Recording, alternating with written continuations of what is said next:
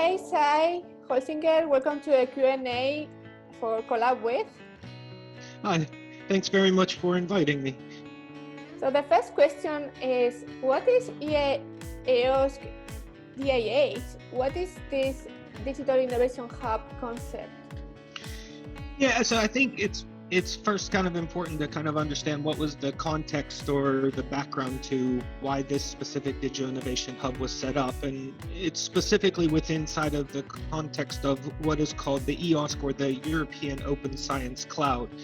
And this is a major initiative from the European Commission to try to bring together a number of different infrastructures and whether e-infrastructures who provide underlying computing, storage, data management, networking infrastructure for science, research, and academia, as well as research communities who have been spending years building services, value-added services for individual scientific domains on top of it, and start to bring them together in a little bit more of a coordinated, centralized fashion to kind of reduce a little bit of fragmentation from the research and academic space, and make it a little bit easier for science and researchers to find the services that are available, access the services that are available. So part of the, let's say, the mandate, initiative, or value of these kind of large public funded activities is kind of anything that's taxpayer funded can also be seen as a public good. So we want to make sure that like part of this infrastructure is also made available to commercial organizations, startups, SMEs, and industry. So one of the mechanisms that has been, let's say, increasing in commonality across Europe is this concept of digital innovation hubs, which is literally just a nice little name to put on when industry, private sector works together with the academic and research community to try to do some type of joint innovation projects. So I'm always in favor of avoiding reinventing the wheel when possible. So I thought that the Digital Innovation Hub was, let's say, a natural mechanism to try to formalize how could the commercial sector work with the wider European Open Science Cloud initiative in order to take advantage of the technical services and the human expertise that exists across the community. So we set up this EOSC DIH, the European Open Science Cloud Digital Innovation Hub, and where the main goal is to have this be the mechanism by which industry engages with the European Open Science Cloud. So yeah, that's super interesting. And as well, I would like to ask you about these services. Which kind of services you can find inside EOSC, for instance? Yeah, so we really started so this initiative kicked off in January of 2018, and I think that was really the kind of still the early stages of what the European Open Science Cloud was and how it was being defined and how did the community really want to involve it. So we started very simple with the, let's say, the available e-infrastructure services, so the technical infrastructure as a service, so compute, storage, data management, but via the partnerships, we were able to offer different kinds of compute, so cloud, high throughput computing, high performance computing, HPC machines as well. And then with our partners, for example, with EUDAT, so data management services as well. So that was very technical at the beginning. And we had 6 business pilots that we kind of onboarded at the start of the EOSC Hub project, just to basically have something in which we could get started with immediately. So then as we were kind of working in parallel, both supporting these initial business pilots with these kind of very technical services and also building up and maturing the Digital Innovation Hub itself, we then started to kind of expand out, right? So how could we facilitate more services that were available across the EOSC? So then we ran an open call, I think it was sometime last year, And that was one of our main mechanisms to try to broaden out. And here it was quite interesting because people really started taking advantage more of the human expertise services. So they were really asking for support, for an example, in authentication and authorization, and how does that happen in a distributed environment, and things like in big data analytics, and security related aspects. So there was all kinds of different human services that they were also looking to take advantage of. So really helping them to implement and build up a product or a service that they had in mind, and how this could be implemented in a more distributed environment. So I think that was probably the most interesting activities. It was a challenge trying to, because it forces you to deal with many more pieces of a puzzle in order to pull them together. But I think in the end, it provided the expertise that we kind of need for how do we want to almost be like a filter mechanism for what are hundreds of services that are now available in the EOSC portal. Yeah. And how do we help people make sense of what's available in that catalog so that it can then be scaled down or tailored to exactly what they need. I think the other services, so we are, let's say, you can say that we're kind of limited in these kind of technical and human services that we're offering from the partners who are actually in the Digital Innovation Hub and running and coordinating it with. So one of our mechanisms for trying to extend the service portfolio itself is through strategic partnerships. Because let's be honest, we won't be able to implement, run, and coordinate every single service that exists across it. So I can give you one example with the Deep Hybrid Cloud project, which was set up to, they basically implemented or designed some machine learning services.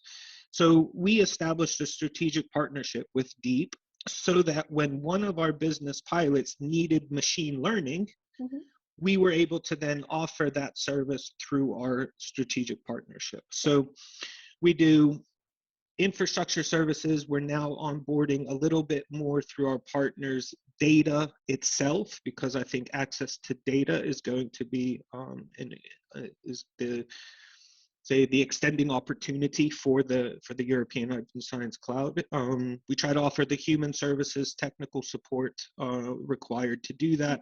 And then I think the other service that we offer through the Digital Innovation Hub is what we call marketing and visibility.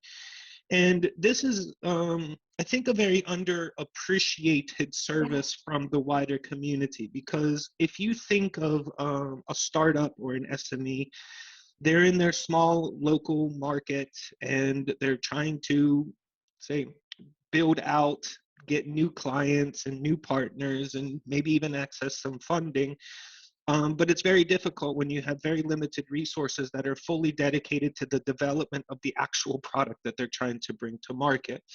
So sometimes partnering with a European-wide organization provides them access to a broader set of contacts in which they can develop their own collaborations. They can get visibility of what they're doing so that then they can get recognition, or maybe even start to participate in future EC-funded projects, which is another world in of itself. And working with startups and SMEs, it's very clear that it is not fully understood what is available, how to get involved, and how the whole public funded mechanism space. So we've tried to provide them with the available opportunities outside of the EOSC Digital Innovation Hub as well, just in terms of a knowledge exchange from that point of view. And this is very highly appreciated from the SMEs that work with us. Yeah. So, and what is your mission with the pilots of the EOSC DIH? So without sounding, let's say, overly benevolent, our main mission is really just to help them to implement or to grow, to design new products or services. You would be surprised if you see the statistics on how low the percentage of digitization inside Yeah. of startups and SMEs actually are. Yeah. So really what we want to try to do is bridge it. We're not trying to do everything. We don't have every single service that ever existed. But however, if we see that there are some services that are available through the European Open Science Cloud and our partners, and there is a way that we can help grow a small company to becoming a larger company, which means new jobs, new revenue, then we want to do that. There are a number of digital innovation hubs that are actually highly specialized. They're in almost every single sector. You can find that there is a specialized digital innovation hub, whether it's in like manufacturing, Internet of Things, whatever that is, big data, artificial intelligence and stuff. So where we're kind of operating is almost in an agnostic space, where we have the underlying services that we can offer to almost any one of those specialty digital innovation hubs. And then we allow the sector experts to basically build on top of what they're doing, access the data so that they can build something, provide them with the underlying infrastructure so that they can build something. So, I think this is probably what is a challenge and interest from what we're doing in the EOSC Digital Innovation Hub is the broad range of pilots that have been that we have been working with. I mean, they range from finance to environment to space to agriculture to trucking. I mean, we pretty much run the gamut with the types of pilots that we've been supporting. So we've started with 6, I mentioned before. So in parallel to setting up the Digital Innovation Hub itself, after the 3 years of the project, we ended up supporting a total of 18 business pilots, which is almost 30 individual SMEs that we've provided support to. So. That's very good. And who can apply to these projects, programs, and pilots? Well, we're pretty much open to anyone. I think the main thing is whether or not we can demonstrate the value that by accessing the services, they would want to do X and Y. So, I mean, I have probably 3 times as many conversations with individual companies than what we end up being able to run a partnership or a pilot, and that's okay.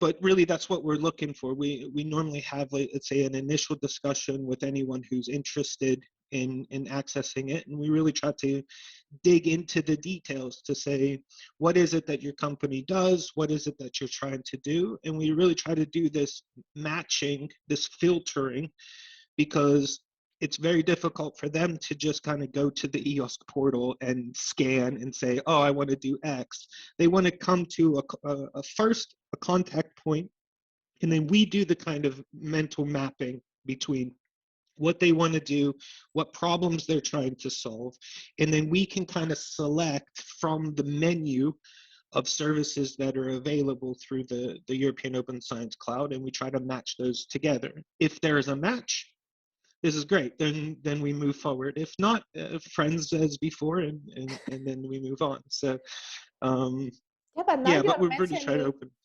Yeah, I think you are mentioning now a very important point. Like sometimes we have to digitalize, like the data. No, like for you, it's very easy to access the EOSC marketplace of the services, but at the same time, you need a human being like you to assess and to help the company to understand their needs. And then sometimes we can do this with an AI machine algorithm, to matchmaking, but sometimes we can not lose the human being touch. Our brains are very powerful as well, and we have to make this kind of complement. How do you see this? I think that's the word that you use, is that they're complementary, right? It's always going to be this mix between humans and machines, right? I mean, the digital or automation and things like that can really help our lives. It makes us a bit more efficient. It makes things a bit more effective and things like that. But I don't find them to be like a pure replacement for everything. Mm-hmm. So, especially whenever you're in an unsure environment and you're just not sure if this is in fact the right thing, you just want to talk to somebody. Maybe you found it and maybe you submitted it and things like that. But is it really truly what you want? And sometimes it's nice just to talk to a human. You get that little bit of confirmation that you needed, and then you can move forward from a technological space. I mean, this is quite aligned to a phrase that I used to use, sometimes I still do, is if a credit card can solve your problem, we're probably not for you, because that's not really in the space that we're working on. We have a very high human element to what we're providing. Basically, companies are coming to us because a credit card is not solving their problem. They have a bigger need that they really need that kind of human or expertise support. And then that's where we come in, and that's the kind of the value that we provide on top of what is a, let's say, sometimes could even be viewed as a commodity service. So. So as we did a pilot with Collabwith as well, and we integrated the SSO, so the single sign-on, and checking like the academics from and researchers from universities in Europe, they can access the Collabwith platform with the emails and passwords from universities. And as well, we did the first integration of the Collabwith marketplace with the EOSC marketplace. What do you think and like about this pilot? I think, well, this is a perfect segue and a perfect example to what we were just talking about, this blend between technical and human, right? Mm-hmm. Because so Collabwith provides us with the ability to access expertise that we may need across a spectrum of knowledge and expertise and sectors as well, but has been facilitated through the integration of a technical solution, right? We're trying to facilitate the access to human expertise via technical integration. And because if you don't solve, let's say, the headaches that users find when they're clicking between stuff. And one of them that we found is this kind of authentication, forcing people to sign up 600 times for 6 different things is basically one of the biggest barriers that we find when moving between different service providers, different contexts and stuff. And AAI is like one of these facilitation mechanisms to just try to make it easier for people so that when they click from one thing to the next, they don't find themselves having to re-sign up, and that's another username, another password, and they're just like, you know what, I'm not doing that. And then they'll go back and they'll just resort to some, well, I'll just send an email to this person because I can't figure out how to do that. So I think Collabwith was quite interesting because it bridged those two things. It was, we needed additional access to experts who could help us solve what are very diverse set of problems. If you, especially in the startup and SME space, it's amazing how different they are. They're all trying to carve out their own niche market with their own specific product or service, so they all have different challenges, and no one individual digital innovation hub will be able to solve this. So you have to have a very robust partner network in order to satisfy the needs and demand from SMEs, which can be very have a high level of overhead if you try to do that yourself. So I think Collabwith provides us with the access to the human side of it, but then, yeah, like I said, it needed to be facilitated with the technical solution, or it wouldn't have worked as well. So I think this has been a very unique pilot from that perspective. Yeah, thank you very much. So